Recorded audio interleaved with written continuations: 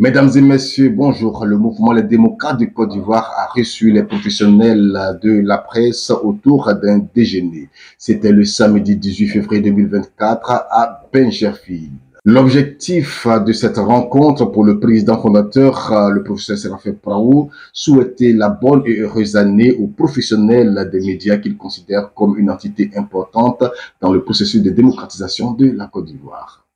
Vous savez qu'un mouvement politique, nous dispensons, pour ne pas dire nous avons des idées à partager pour participer au processus de démocratisation de notre pays. Et pour ce faire, il y a des entités très importantes comme vous, les journalistes, donc les communicologues, qui nous accompagnent dans ce combat-là. Donc il était de bon temps.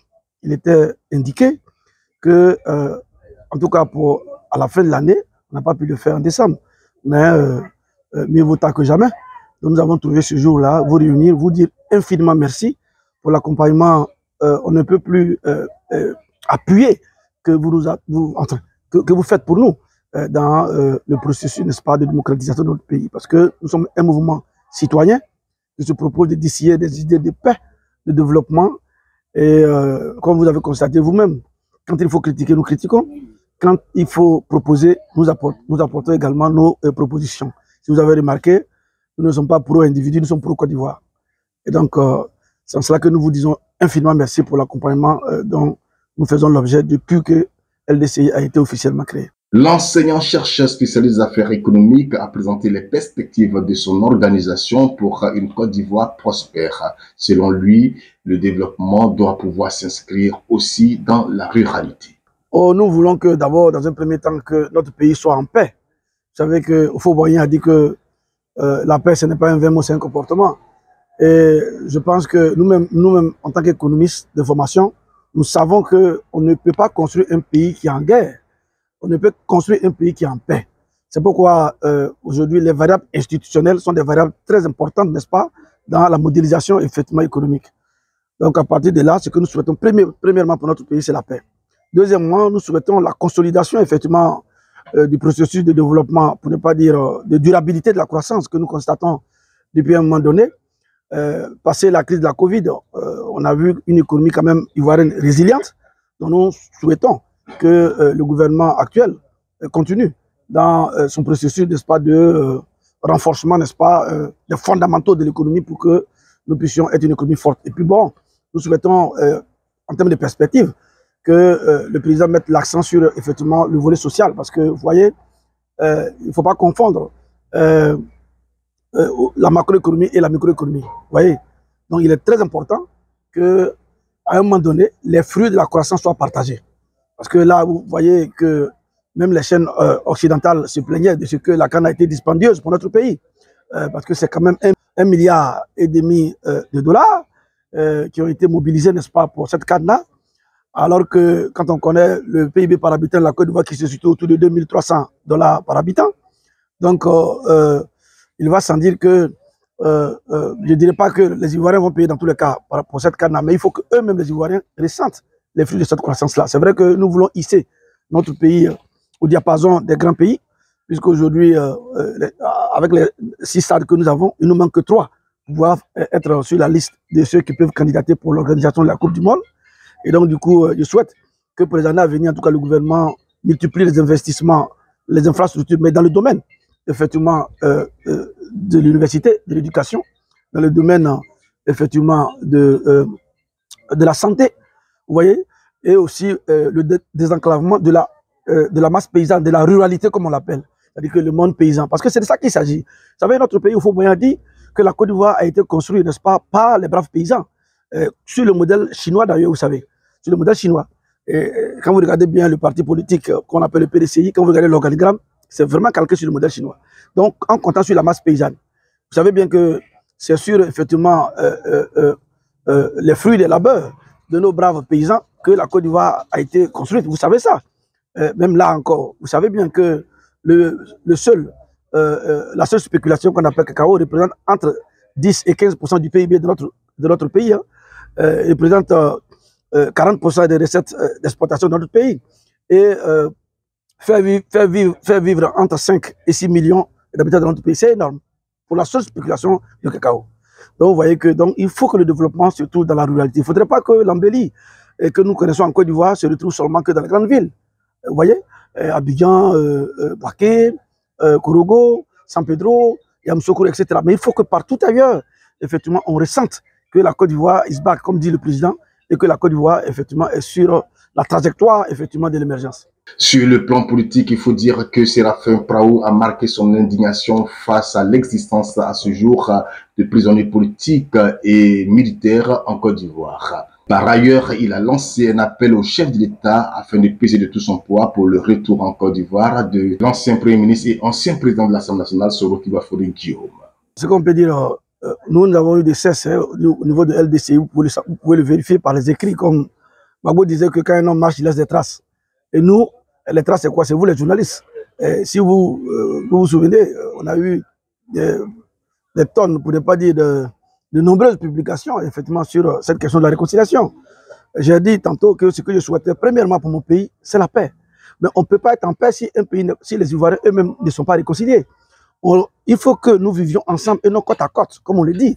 Et vraisemblablement, à mon humble avis, bon, je ne sais pas ce qui se trottine dans la tête de notre président, mais il y a encore des acteurs politiques qui sont en prison, il y a encore des militaires qui sont en prison.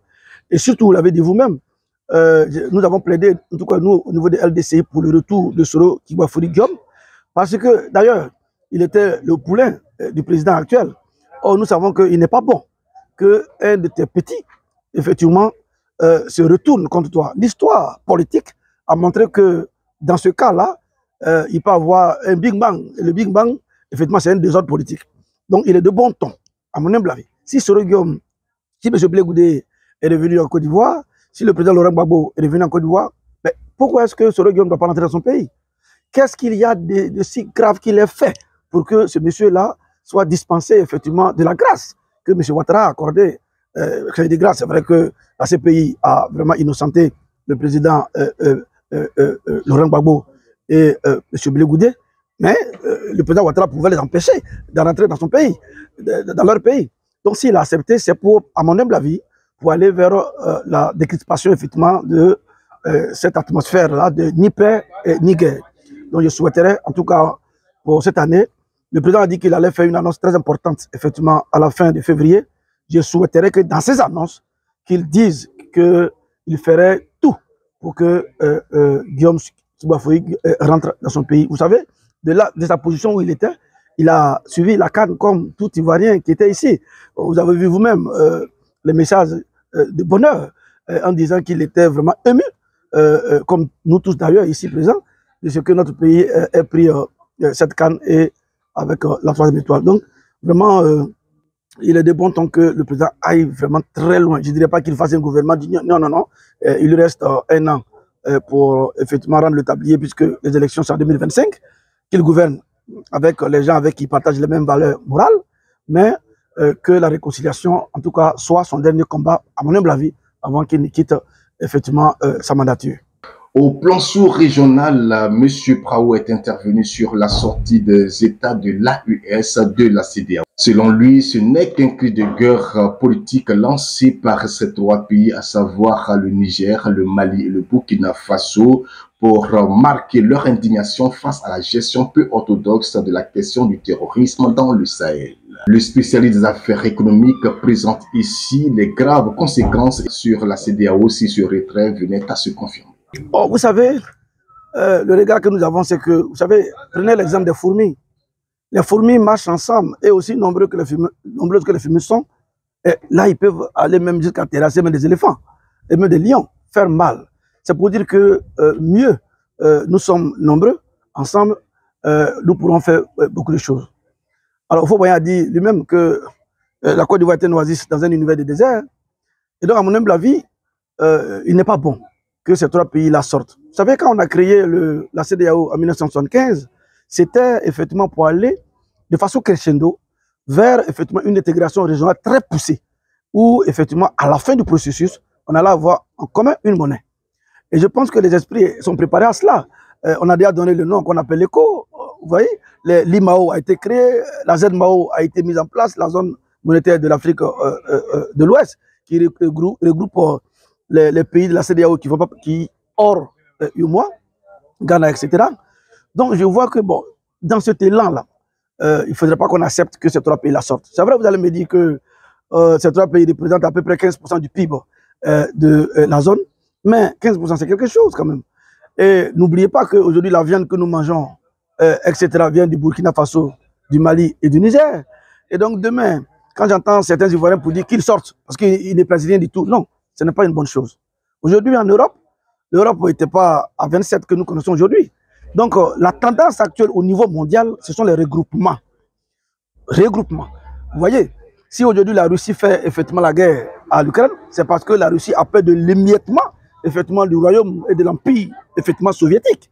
Donc, il n'est pas bon qu'on laisse nos frères maliens, burkinabés et nigériens sortir. D'ailleurs, je pense que quand la question m'a été posée par d'autres chaînes, j'ai dit que c'était un cri de cœur qui a été lancé par ces trois présidents, puisque vous savez, selon les tests, l'article 91 du traité révisé de la CEDEAO, ils ont 1 an, c'est-à-dire que les autres pays ont 1 an, effectivement, pour accepter le retrait. Et si, effectivement, ils ont le retour, comme quoi ils peuvent sortir, c'est alors qu'on dira qu'ils sont sortis. Pour moi, pour l'instant, pour moi, c'est un cri de cœur politique que ces trois pays-là lancent pour dire que nous ne sommes pas contents de la façon dont vous nous traitez. Parce que parfois en Afrique, à mon humble avis, on a une fâcheuse idée de concevoir les choses. Une mauvaise façon d'ailleurs, c'est de ne pas traiter les causes des problèmes et les conséquences. Et donc là, aujourd'hui, voilà des pays qui sont en guerre, voilà des pays qui subissent effectivement les affres du terrorisme. Or, dans un passé lointain, même proche même d'ailleurs, nous avons vu qu'il y avait une force militaire qu'on appelait le Comog. Mais les Comog, on prend les Comog pour aller faire peut-être, pour aller chasser un président qui est au pouvoir, mais on ne prend pas les Comog pour aller chasser des terroristes qui sont en train de tuer les populations des pays frères. Vous voyez que là, c'est un déficit d'intelligence de la part, effectivement, de cette organisation. Et je pense que ce n'est pas une bonne chose de traiter les Maliens, les Burkinabés, les Nigériens de la sorte, parce que ce sont des pays qui souffrent, ce sont des populations qui souffrent. Voyez-vous. Et quand vous mettez les embargos sur l'acquisition des armes, quand vous prenez M. Ibé, qui dit que pour que les armes achetées, il y a de cela 3 ans, il n'y a que cette année qu'il est rentré en position. Les armes achetées il y a 3 ans. Comment lutter contre le terrorisme lorsque vous êtes démunis, vous n'avez pas d'armes? Et là, personne ne vient à leur secours. Et quand après, parce que les coups d'État, les coups de force, parfois sont des conséquences. On dit toujours que les conséquences sont des séquences consécutives. Donc les coups d'État ne viennent pas ex nihilo. Ce sont effectivement un produit d'une certaine situation effectivement pourrissante qui fait le coup d'État, qui crée le coup d'État. Donc je pense que ce n'est pas une bonne chose, M. Pédia, monsieur le journaliste, que nos frères sortent. Il faut que le président de la CEDEAO fasse tout pour régler cette affaire. Et régler cette affaire, c'est de comprendre que ces pays-là, ces présidents militaires-là sont là parce qu'il y a eu des soucis qui n'ont pas été réglés. Et puis bon, enlever déjà les sanctions, pour ne pas qu'ils partent. Parce que s'ils partent, la prochaine étape, lorsque la question m'a été posée, c'est la création de leur monnaie. Et s'ils créent leur monnaie, nous avons eu vent que d'autres pays, même, dont vous ne soupçonnez même pas, ont l'idée aussi de sortir. Vous comprenez? Donc ce n'est pas une très bonne chose de laisser les pays de l'AES sortir effectivement, parce que le président du Niger a dit il n'y a même pas 2 semaines que la prochaine étape, c'est aller vers la création de leur monnaie. Et ils peuvent le faire, et ils en ont les moyens, ils ont les soutiens. La Russie est là, l'Iran est là, la Turquie est là, la Chine, même la Corée du Nord. Donc c'est des choses sur lesquelles il ne faut pas lésiner, parce qu'en disant ouais, bon, est-ce qu'ils auront la technicité? Non. Le président, si vous avez écouté le premier ministre du Burkina Faso, il a dit que des experts, et non des moindres, dans ces pays, réfléchissent sur ces questions depuis des mois. Ce n'est pas des poussées d'adrénaline de façon épidermique que, effectivement, le président du Niger a parlé. Non, ce sont des décisions qui sont, vous savez, tout homme politique doit avoir un plan A, un plan B et un plan C. Et donc, du coup, le plan B et le plan C, c'est de sortir quasiment de la CEDEAO, sortir quasiment de cette zone monétaire, et puis bon, créer leur monnaie, et puis bon, vivre comme toute autre organisation. Voilà, merci de nous avoir suivis, amis internautes. Ne manquez pas de liker, partager massivement cette vidéo, restez Canal d'Ivoire. C'est un plaisir pour nous de vous servir.